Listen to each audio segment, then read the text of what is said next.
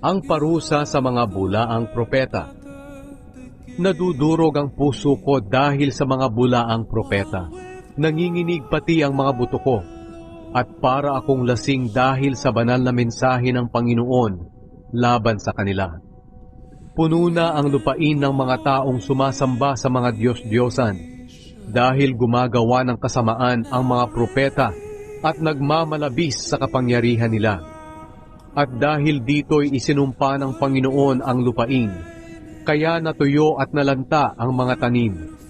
Sapagkat ito ang sinasabi ng Panginoon, ang mga pari ay kagaya rin ng mga propeta. Pareho silang marumi at gumagawa ng kasamaan, maging sa templo ko. Kaya magiging madilim at madulas ang daan nila. Matitisod at madadapa sila, dahil pasasapitin ko sa kanila ang kapahamakan sa panahon na parurusahan ko sila. Ako ang Panginoon ang nagsasabi nito.